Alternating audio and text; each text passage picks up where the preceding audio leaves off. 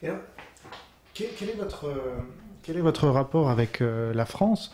On a l'impression que c'est un pays aujourd'hui un peu orphelin politiquement et que vous représentez quelqu'un à qui on peut croire, parce qu'ici on a arrêté de croire à la politique depuis assez longtemps pour certains d'entre nous.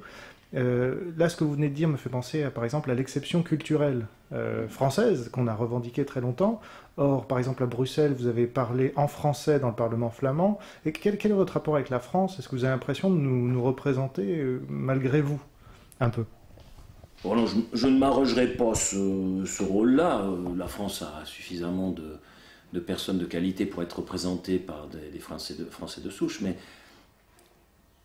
la France a toujours constitué pour les Suisses une sorte de grand frère culturel, parce que la Suisse romande n'a pas de vie culturelle totalement indépendante de la France. On est quand même fortement calqué sur ce qui se fait en français, c'est certain ça.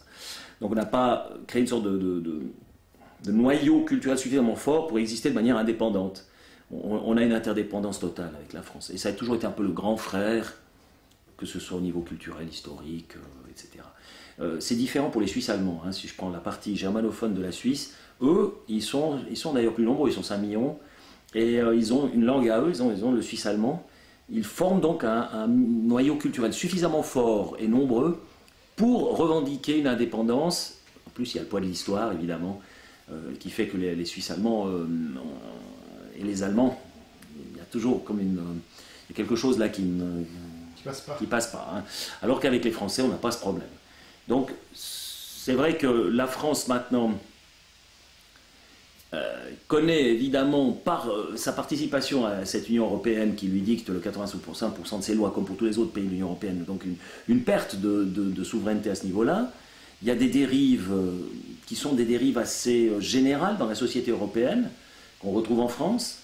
La France a été le berceau des démocraties modernes. Hein. C'est là que l'idée s'est réalisée concrètement d'une séparation des pouvoirs horizontale.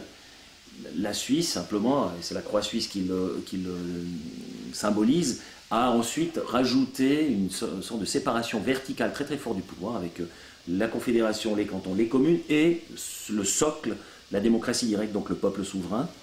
Donc, oui, on a peut-être pris cette idée et on l'a élaborée ensuite d'une manière encore plus affinée, quoi.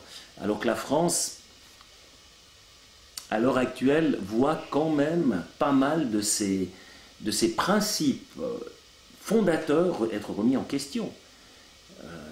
Et là, c'est une dérive qui m'inquiète, parce que pour moi, la France, c'est un pays qui a historiquement et culturellement joué un rôle essentiel dans l'histoire du monde. Et j'ai comme l'impression que c'est un peu comme la France d'aujourd'hui par rapport à son histoire. C'est un peu comme les Grecs par rapport à la Grèce antique ou les Italiens par rapport à Rome. Hein. C'est presque un peu ça maintenant.